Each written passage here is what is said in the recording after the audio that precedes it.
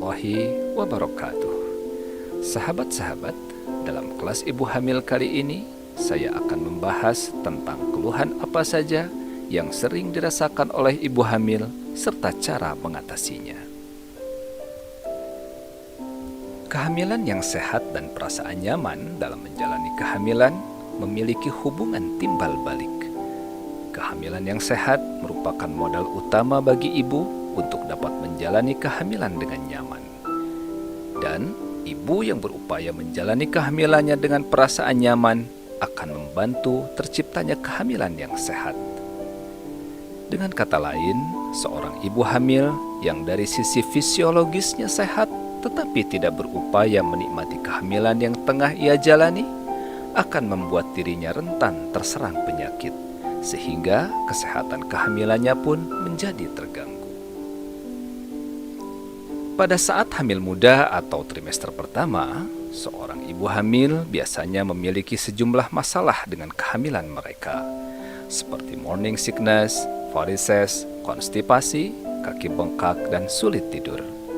Semua keluhan tersebut terjadi karena adanya perubahan hormonal di dalam tubuh ibu. Morning sickness. Morning sickness biasanya berupa rasa mual yang disertai muntah. Disebut morning sickness karena keluhan mual muntah seperti ini lazim terjadi pada pagi hari. Kondisi ini terjadi karena tubuh mengeluarkan hormon human chorionic gonadotropin. Pada sebagian ibu, hormon ini merangsang pusat muntah di otak sehingga menimbulkan mual dan muntah. Keluhan mual muntah biasanya mencapai puncak pada usia kehamilan 8-10 minggu dan mulai menurun pada usia 13-14 minggu karena kadar hormon tersebut mulai menurun dan digantikan fungsinya oleh hormon-hormon dari plasenta janin yang sudah cukup kuat. Hal lainnya yang dapat menyebabkan morning sickness adalah aktivitas lambung yang meningkat. Saat hamil, pembentukan asam lambung berlebih dan juga kerjanya dipercepat, sehingga lambung akan lebih cepat dikosongkan dari makanan. Akibatnya, pada pagi hari, lambung dalam keadaan kosong dan asam lambung meningkat. Selain keluhan morning sickness, ibu yang tengah hamil muda sering mengalami pusing, bahkan pingsan. Penyebabnya antara lain karena darah ibu hamil yang terkonsentrasi ke rahim, sehingga asupan darah ke otak tidak memadai. Bisa dibayangkan, bila pada suatu saat kondisi fisik ibu tidak fit atau sakit, tentunya sang ibu akan merasa lebih tidak nyaman lagi. Akibatnya, ibu menjadi malas makan sehingga asupan nutrisi sangat minim. Kondisi ini sangat tidak baik untuk pertumbuhan janin, karena pada trimester pertama terjadi proses pembentukan, pematangan, pembagian tugas, dan peletakan lokasi sel. Untuk mengatasi morning sickness, hal yang dapat dilakukan ibu hamil antara lain: pertama, saat bangun tidur, ibu jangan langsung turun dari ranjang, tapi makanlah terlebih dahulu kue mari dan minumlah air hangat agar asam lambung dinetralisir oleh makanan dan air minum tersebut.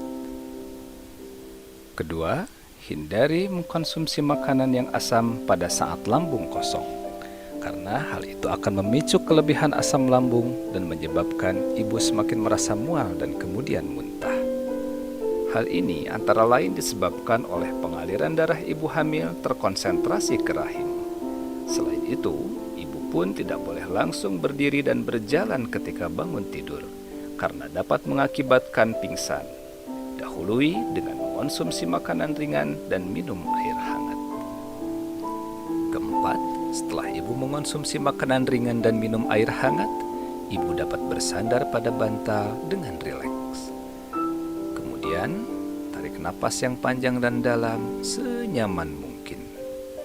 Setelah itu, hembuskan perlahan. Sambil terus mengatur ritme napas, bayangkan dan rasakan tubuh ibu semakin kuat, siap untuk turun dari tempat tidur dan kemudian melakukan aktivitas dengan nyaman dan bahagia. Lakukan hal ini antara 3-5 menit. Setelah itu, ibu dapat beranjak turun dari tempat tidur. Varises. Varises dialami oleh sebagian besar ibu hamil. Varises ditandai dengan menonjolnya urat-urat di daerah kaki. Urat-urat tersebut terlihat keunguan yang biasanya disertai rasa nyeri atau pegal. Dalam sejumlah kasus, varises dapat pula terjadi di daerah vagina. Penyebab terjadinya varises pada ibu hamil adalah karena tekanan dari dalam rahim serta pertambahan berat ibu secara keseluruhan. Cara menangani varises adalah dengan menghindari berdiri terlalu lama atau duduk terlalu lama, juga posisi kaki berlipat dalam waktu yang lama.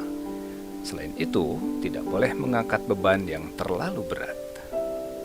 Bila varises terlihat cukup parah, ibu harus sering selonjoran sambil merilekskan kaki selama 5-10 menit.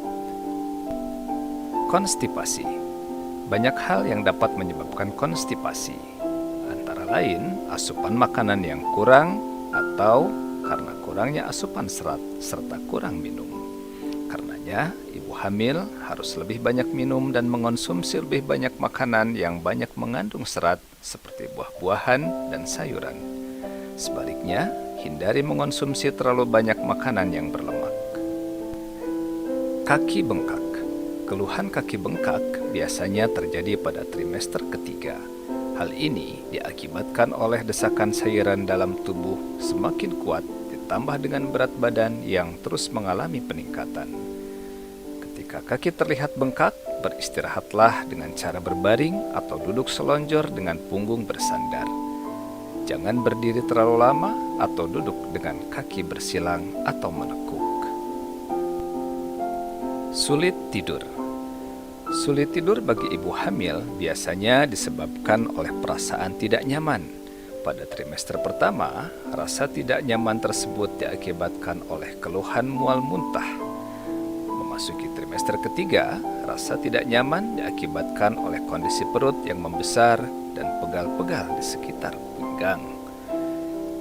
Bagi ibu hamil, istirahat yang cukup tentunya merupakan keharusan. Karenanya, ibu hamil harus mencoba untuk dapat tidur dengan kualitas yang baik, yaitu dengan cara mencari posisi yang dirasakan paling nyaman. Selain disebabkan perasaan tidak nyaman, ada pula ibu hamil yang sulit tidur karena kecemasan berlebih.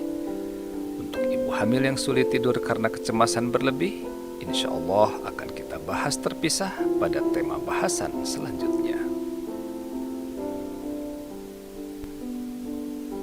Sahabat-sahabat, gejala-gejala yang menyertai kehamilan seperti mual muntah, morning sickness, varises, konstipasi, dan kaki bengkak, serta sulit tidur merupakan gejala umum pada ibu hamil. Yang terpenting adalah bagaimana ibu hamil menyikapinya. Bila ia memfokuskan perhatiannya pada hal-hal yang tidak nyaman tersebut, semua itu akan sangat menyiksa dirinya. Namun, bila ia memfokuskan pikirannya pada rasa syukur karena dikaruniai buah hati yang kini tengah hidup di dalam rahimnya, keluhan-keluhan yang dirasakannya tersebut akan ia jalani dengan ikhlas, sehingga ia tidak merasa menderita karenanya. Agar dapat menjalani kehamilan dengan nyaman, ibu hamil harus menyadari bahwa kehamilan merupakan anugerah yang sangat besar. Betapa banyak orang yang menginginkan anak tapi tak kunjung hamil. Dengan kesadaran seperti ini, rasa syukur akan melingkupi perasaan ibu hamil, sehingga sejumlah gejala yang tidak mengenakan yang menyertai kehamilan akan terkalahkan oleh rasa bahagia karena dikaruniai anak. Berupaya untuk menyamankan diri dalam kondisi apapun adalah suatu keniscayaan. Keluhan yang ringan akan terasa berat bila kita mendramatisirnya. Sebaliknya, keluhan yang sebenarnya berat akan terasa ringan bila kita menyikapinya dengan sabar. Kenyamanan dan ketidaknyamanan berada di dalam pikiran kita. Bagi ibu yang senang dengan wewangian, ada baiknya mencoba aromaterapi selama kehamilan. Aromaterapi merupakan metode pengobatan untuk menggiatkan kembali atau revitalisasi dan mengatur kinerja organ-organ tubuh dengan menggunakan saripati tumbuh-tumbuhan beraroma seperti minyak esensial. Manfaatnya antara lain melancarkan sirkulasi darah, meringankan sejumlah keluhan yang kerap timbul selama kehamilan. Yang perlu diperhatikan adalah cara pemakaiannya. Pemakaian yang berlebihan bukannya membuat nyaman, tapi malah menimbulkan rasa mual dan pusing. Reaksi masing-masing orang terhadap aroma pun berbeda-beda. Karenanya, bila merasa tidak cocok dengan aroma-aroma tertentu, jangan dipaksakan. Sahabat-sahabat, banyak cara yang dapat dilakukan untuk memperoleh kenyamanan tubuh selama hamil. Tetapi yang harus diperhatikan adalah jangan sampai upaya untuk memperoleh kenyamanan tersebut justru membahayakan kesehatan. Pijat misalnya. Pada dasarnya, pijat tidak hanya boleh dilakukan pada ibu hamil, tetapi juga dianjurkan untuk tujuan relaksasi. Namun demikian, tentunya banyak hal yang harus diperhatikan dalam pelaksanaan pijat tersebut.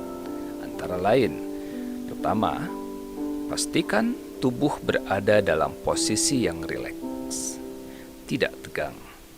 Kedua, siapkan krim, lotion, atau minyak untuk pelicin, agar saat proses pemijatan, ibu tidak merasa perih karena gesekan kulit. Ketiga, pemijatan harus dilakukan dengan perlahan. Keempat, jangan memijat di sekitar perut dan telapak kaki. Perut tidak boleh dipijat karena perut tidak dilindungi oleh tulang dan di dalam perut terdapat usus yang tersusun dalam urutan dan posisi yang baku. Apabila pemijatan mengubah susunan usus ini, kemungkinan dapat menyebabkan sumbatan yang sangat mungkin harus dilakukan pembedahan untuk menanganinya. Telapak kaki tidak boleh dipijat karena di telapak kaki terdapat ujung-ujung saraf seluruh tubuh, sehingga dikhawatirkan terjadi salah pijat. Misalnya saja, saraf kontraksi pada rahim menjadi terangsang sebagai akibat pijatan yang dilakukan. Sahabat-sahabat, demikian materi yang bisa saya sampaikan hari ini. Jangan lupa subscribe, like, komen, dan share sebagai bentuk dukungan sahabat-sahabat semua terhadap program kelas ibu hamil hipnoterapi kolbu. Terima kasih banyak. Jazakallahu khairan katsira.